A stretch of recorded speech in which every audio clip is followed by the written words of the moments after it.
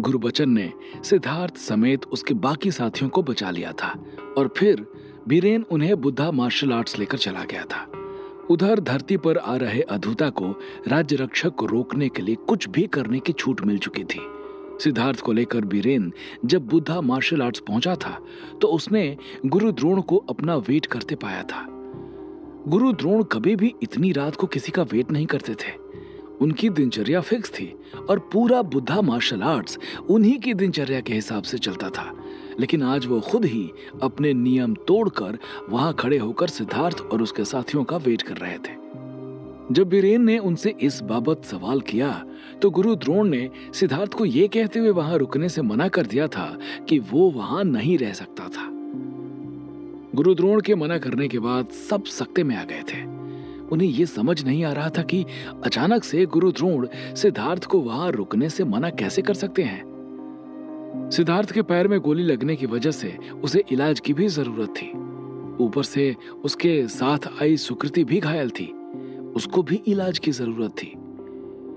ये सब चीजें गुरु द्रोण अपनी आंखों से देख रहे थे। उसके बावजूद उनका सिद्धार्थ को वहां रुकने से मना करना किसी को भी समझ में नहीं आ रहा था। ये अब क्या कह रहे हैं ग्रैंड मास्टर? इसके पीछे पूरे ईटानगर की पुलिस पड़ी हुई है। अगर हमने इसे बाहर निकाल दिया तो ये बेमौत मारा जाएगा। गुरु द्रोण की बात सुनकर बीरेन ने उनसे निवेदन करते हुए कहा। बीरेन ये जानते थे कि वो बिना गुरु द्रोण के मर्जी के सिद्धार्थ को वहां 1 मिनट नहीं रोक सकते हैं। जो गलत कार्य करेगा बीरेन, पुलिस उसके ही पीछे पड़ेगी। मैं इसको यहाँ रोक कर बुद्धा मार्शल आर्ट्स के हजारों वर्षों के इतिहास को धूमिल नहीं कर सकता। मैं नहीं चाहता कि कल को पुलिस बुद्धा मार्शल आर्ट्स के गेट तक आए। गुरु द्रोण ने बीरेन को जवाब देते हुए कहा। बीरेन को गुरु द्रोण की बात समझ में नहीं आ रही थी कि आखिर गुरु द्रोण अचानक से सिद्धार्थ के खिलाफ क्यों हो गए थे। लेकिन इसने क्या किया है ग्रैंड मास्टर? बीरेन ने गुरु द्रोण की ओर देखते हुए पूछा। ऐसा पहली बार था जब बीरेन गुरु द्रोण से लगातार इतने सवाल किए जा रहा था। इससे पहले जब गुरु द्रोण उसे कोई भी आदेश देते थे तो बीरेन चुपचाप सिर झुकाकर सुन लिया करता था। तुम इसके साथ थे बीरेन, फिर भी तुम्हें नहीं पता कि इसने क्या किया है? गुरु द्रोण ने थोड़ी तेज आवाज में बीरेन से कहा। गुरु द्रोण की गुस्से से भरी हुई आवाज सुनकर बीरेन झेप सा गया था, क्योंकि गुरु द्रोण ने कभी उससे इतनी बेरुखी से बात नहीं की थी। बीरेन खामोश हो गया था। वो समझ चुका था कि उसे अब सिद्धार्थ को वहां से वापस भेजना पड़ेगा और अगर वो बाहर गया तो योगेंद्र सिंह के आदमी उसे तुरंत मार देंगे। यही सोचकर ही उसके आंखों में आंसू आ गए थे। जब गुरु द्रोण ने बीरेन का उतरा हुआ चेहरा और उसके साथ साथ उसकी आंखों में आंसू देखा तो वो समझ गए कि बीरेन सिद्धार्थ के साथ इमोशनली बहुत ज्यादा अटैच हो चुका है। वो बीरेन से सिद्धार्थ की गलती बताना चाहते थे, लेकिन वहां बहुत सारे स्टूडेंट्स और टीचर खड़े हुए थे। मेरे साथ आओ बीरेन, गुरु द्रोण ने बीरेन से कहा और फिर अपने स्टूडेंट्स की ओर देखते हुए बोले। सिद्धार्थ और इस लड़की को ले जाकर हॉस्पिटल में इलाज कराओ। इतना कहकर गुरु द्रोण वहां से चलने ही वाले थे कि उनकी निगाह अपने सामने खड़े गुरबचन पर चली गई थी। वो एक ही बारी में गुरबचन को पहचान गए थे। गुरबचन भी बुद्धा मार्शल आर्ट्स का स्टूडेंट रह चुका था, लेकिन आदित्य के गायब होने के बाद उसने बुद्धा मार्शल आर्ट्स को छोड़ दिया था और इधर उधर फाइट करके अपना पेट पालने लगा था। इसी बीच उसकी मुलाकात आरती सिंह से हुई थी और वो उनके साथ जुड़ गया था। फिर जब आरती सिंह की शादी योगेंद्र सिंह से हुई तो फिर वो योगेंद्र सिंह के अंडर में काम करने लगा था। ये यहाँ क्या कर रहा है बीरेन? अकेडमी छोड़कर भागने वालों के लिए यहाँ पर कोई जगह नहीं है। गुरु द्रोण ने उसकी ओर तलखी से भरी हुई निगाह से देखते हुए कहा। गुरबचन वहीं खड़ा कांप रहा था। जिस तरह से गुरु द्रोण ने उसे देखा था उसका कांपना लाजमी था। इसने ही पुलिस और गुंडों से हम सबकी जान बचाई है ग्रैंड मास्टर। बीरेन ने कम शब्दों में गुरबचन का बचाव करते हुए कहा।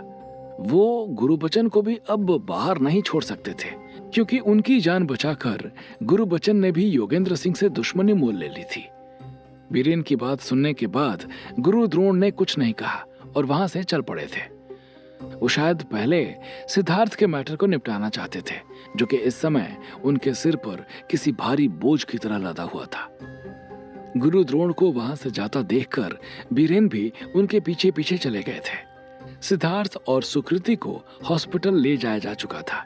उन्हें हॉस्पिटल के दूसरे साइड ले जाया गया था ताकि वहां एडमिट सिद्धार्थ के माँ बाप को उसके बारे में ना पता चले। इधर सिद्धार्थ अपना इलाज कराने हॉस्पिटल में जा चुका था। उधर योगेंद्र सिंह सिद्धार्थ को ढूंढने के लिए घर घर तलाशी ले रहा था। अपने बेटे आरंभ की मौत और अपनी पत्नी आरती सिंह की बदहवासी ने योगेंद्र सिंह को पागल से कर दिया था। उसके लोग ईटानगर के हर घर को ऐसे तलाश रहे थे जैसे मानो सिद्धार्थ को उन लोगों ने ही छुपा रखा है। सिद्धार्थ जीवन में जिस किसी से भी मिला था या उन्हें जानता था, उन सबको भी ढूंढा जा रहा था। वो लोग सिद्धार्थ को ढूंढते ढूंढते सिद्धार्थ का पता देने वाले जतिन प्रसाद के घर भी पहुंच चुके थे। उनको अपने यहाँ देखकर पहले तो जतिन डर गया था, लेकिन जब बाद में उसे पता चला कि सिद्धार्थ जिंदा है और वो लोग उसे ही ढूंढ रहे हैं, तो उसके दिल को थोड़ी राहत हुई, क्योंकि सिद्धार्थ के एनकाउंटर की खबर सुनकर वो उसका दोषी अपने आप को मानने लगा था। सिद्धार्थ को जतिन के घर के साथ साथ रिया माथुर के खाली पड़े घर में और उसके साथ अमन नायक और रणधीर टिया हर उस आदमी के घर में ढूंढा गया था जहां पर उसके होने की संभावना थी, लेकिन सिद्धार्थ उन्हें कहीं नहीं मिला था। हालांकि उसके बाद ये सबको आइडिया लग गया था कि सिद्धार्थ की जिंदगी किसी खतरे में है।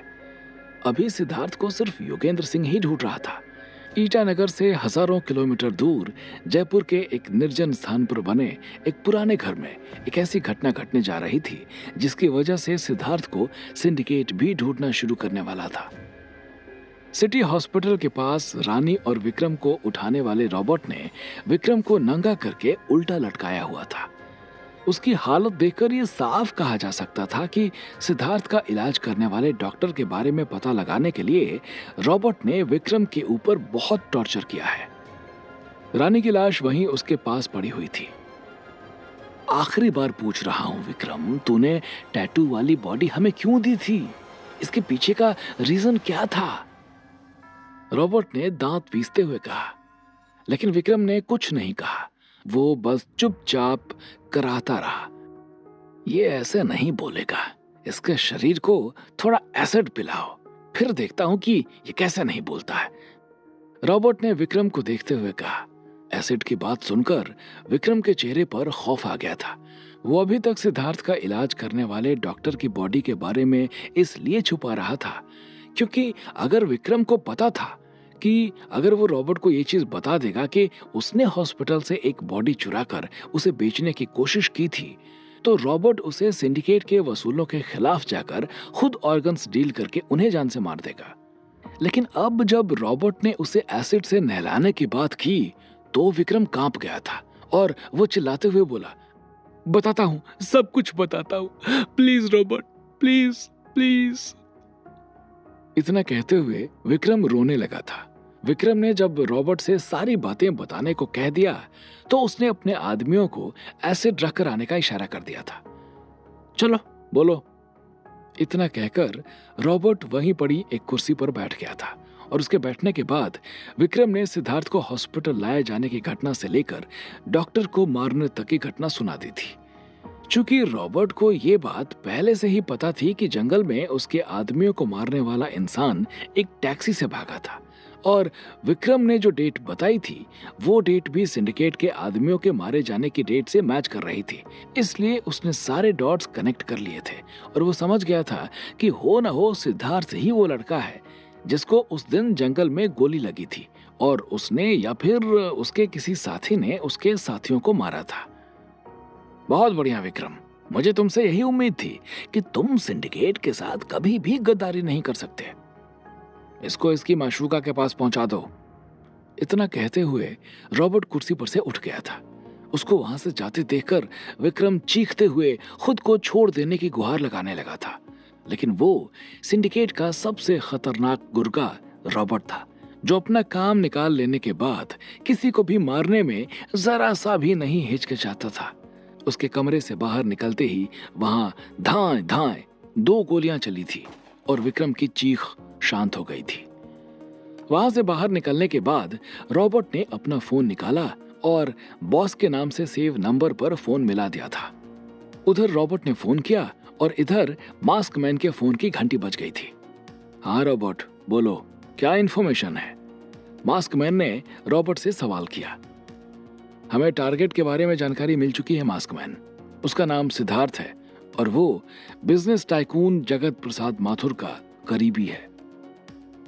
रॉबर्ट ने मास्क मैन को जानकारी देते हुए कहा, ठीक है रॉबर्ट, इस चीज को बहुत पेशेंटली हैंडल करना।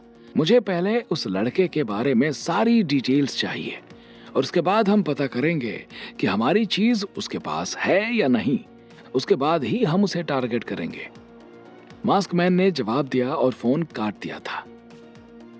मास्क मैन और रॉबर्ट की बात सुनकर यह साफ अंदाजा लगाया जा सकता था कि सिंडिकेट सिर्फ इसलिए नहीं सिद्धार्थ को ढूंढ रहा था क्योंकि उसकी वजह से उसके आदमी मारे गए थे, बल्कि उन्हें किसी और चीज की भी तलाश थी जिसके बारे में उन्हें यह शक था कि ये उसी शख्स के पास हो सकती है जिसने उसके आदमियों को जंगल में मारा था। अब वो चीज क्या थी और क्या सच में वो सिद्धार्थ के पास थी या फिर ये मास्क मैन की गलत फहमी थी, इसका खुलासा होना बाकी था। लेकिन वो लोग अब सिद्धार्थ को ढूंढना और उसके बारे में पता लगाना शुरू कर चुके थे। इधर सिद्धार्थ को सिंडिकेट, योगेंद्र सिंह, इंद्रनगर से आ रहा अधूता, देवयानी और शक्ति मौली समेत 5 लोग अपने अपने कारणों से ढूंढ रहे थे। दूसरी तरफ सिद्धार्थ हॉस्पिटल में अपने पैर की ड्रेसिंग करा रहा था। उसके बगल में सुकृति उसका हाथ पकड़े बैठी हुई थी। उसके चेहरे पर अपने भाई को खोने का अपार दुख फैला हुआ था। वो अपने भाई करणवीर को याद करके लगातार रोए जा रही थी और सिद्धार्थ उसे संभालने की कोशिश कर रहा था। बीरेन और गुरु द्रोण दोनों वहां बने एक खास रूम के अंदर पहुंच गए थे और वहां पहुंचने के बाद जब बीरेन ने गुरु द्रोण को निकाले जाने के बाबत सवाल किया तो उन्होंने वहां रखा एक आईपैड उठाकर उन्हें पकड़ा दिया था और उसे देखने के बाद बीरेन के होश उड़ गए थे। उस आईपैड में एक न्यूज चल रही थी जिसे देखने के बाद बीरेन के पैरों तले से जमीन खिसकना लाजमी था। उसे देखने के बाद बीरेन भी सिद्धार्थ को निकालने के लिए प्रेरित हो गए थे। आखिर क्या था उस न्यूज में और क्या ढूंढ रहा है सिंडिकेट का चीफ? अब कैसे बचाएगा सिद्धार्थ अपने आप को? क्या होंगे इन सभी सवालों के जवाब? हमें कमेंट करके जरूर बताएं और आगे की कहानी जानने के लिए सुनते रहिए भूमिपुत्र सिर्फ पॉकेट एफएम पर।